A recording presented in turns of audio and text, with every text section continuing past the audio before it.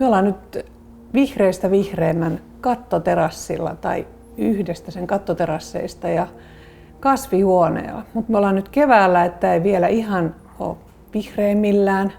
Mä voisin kertoa vähän tästä projektista ja miten se sai syntynsä, koska mun mielestä se on hirveän hieno tarina. Että rakennuttaja Markku Hainari osallistui luentotilaisuuteen, jos puhuttiin viherkattojen tulevaisuudesta ja hurahti saman tien, että nyt täytyy saada semmoinen kohde tehtyä. Ja sitten melkein siltä istumalta soitti mulle, mä oon arkkitehti ja tämän talon pääsuunnittelija, ja sanoi, että hei Pia, tehdään kuule vihreistä vihreän kortteli, tee siitä niin vihreä kuin vaan pystyt.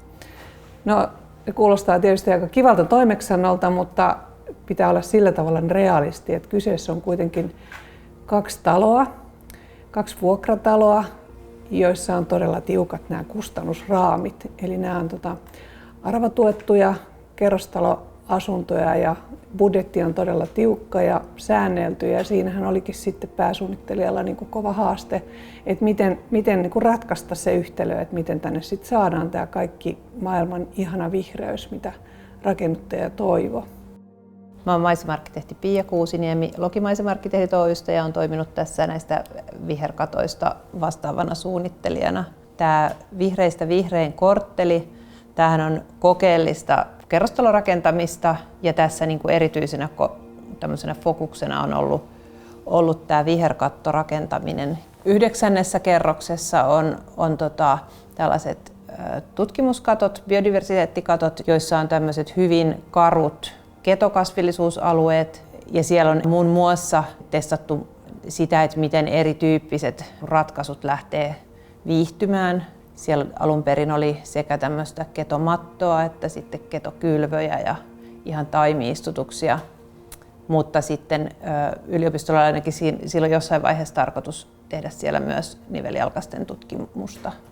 8 kerroksien katoille sijoittuu tällaiset saunaterassit, jotka kulki työnimellä Hedelmämetsä. Tämän konseptinhan Markku Hainarin kanssa ideoi Taina Suonio, biologi, jonka idean pohjalta tätä sitten lähdettiin kehittämään. Niiden ajatus perustuu myös tämmöiseen niin kuin sosiologiseen ajatuksiin siitä, että ihmiset kaipaa tällaisia hedelmätarhoja myös urbaanissa ympäristössä. 7. kerroksessa, missä vuokratalo ja sitten tämä omistusoikeusasuminen kohtaa tämmöisessä nivelkohdassa, on tämä keittiötarha, missä me nyt ollaan, ja tähän liittyy tämä kasvihuone. Ja sitten pihatasolle, sielläkin on viherkattoa, koko se piha on sitten kannella, ja siinä taas piha aukeaa pohjoiseen ja on itse asiassa kasvuolosuhteeltaan hyvinkin haastava.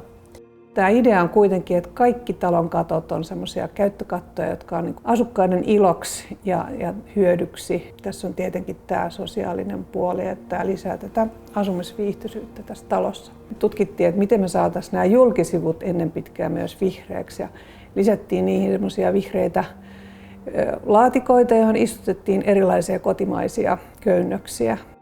Ennen pitkää tämän talon julkisivukin tulee peittymään vihreällä. Että se tekee tästä tämän vihreistä vihreimmän. Pihalle ei voitu luhtikäytävien varrelle pistää kasveja, niin sinne laitettiin sitten vihreäväriset lasikaiteet. Puita on saunaterasseilla ja tässä hedelmätarhassa on myös esimerkiksi makeapihlajaa. Ja tässä nämä puut on suunniteltu sillä tavalla näiden rakenteiden, kantavien pilareiden päälle, että täällä ei ole tarvinnut tehdä mitään erikoisempia vahvistuksia, mutta tämä kasvillisuuden kuormitus on kyllä huomioitu niin kuin suunnittelun alkuvaiheesta asti. Tässä keittiöpuutarhassa kummastakin talosta asukkaat voi saada näitä viljelylaatikoita. Ensin täällä oli sellainen systeemi, että kaikki viljeli niin kuin yhteisissä laatikoissa, mutta nyt selvästi sitten on vaihtunut niin, että täällä on ihmisillä omat laatikot, että tämä on hakenut vähän muotoaan. Ja tässä kasvihuoneessa tässä on tämmöinen niin kuin ryhmä, joka viljelee sitten ja osallistuu kustannuksiin. Sitten nuo julkisivut, niihin kohdistuu tätä tutkimusta myöskin. Siellä on harvinaisen vaativa tilanne sillä tavalla, että ne kaikki istutuslaatikot, jotka on niillä parvekkeilla, niin ne on toisen parvekkeen alla, eli niihin ei saada vettä. Ja niihin on järjestetty tämmöinen kastelu silleen, että taloyhtiön puutarhuri laskee vettä putkeen täällä katolla ja sitten jokaiselle parvekkeelle menee oma vesiputki omaan sen parvekelaatikon omaan vesisäiliöön. Ne löytyy täältä katoilta. Nämä julkisivut on lähes avomeren rannalla kovissa olosuhteissa. Siellä on tutkittu kotimaisten havujen selviytymistä ja sitten myös köynnöksiä.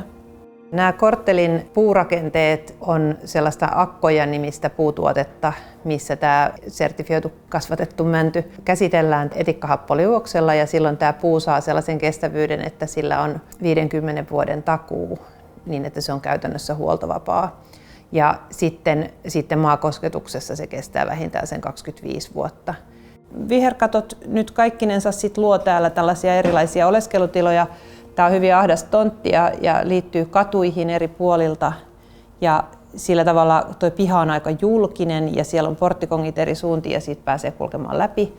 Niin näillä erilaisilla suljetuilla ulkotiloilla, jotka on saunaterassit, on vain oman porrashuoneen ihmisille ja sitten tämä keittiökatto on sitten molempien talojen ihmisille, niin tämä tarjoaa sellaisia niin kuin aurinkoisia oleskelun paikkoja. Ja kun täällä on nyt vuosien varrella käynyt, niin täällä hyvin usein ihmiset istuu juomassa kahvia ja lukemassa kirjaa päiväsaikaa. Iltaisin mä en ole täällä sitten iltaelämään tutustunut.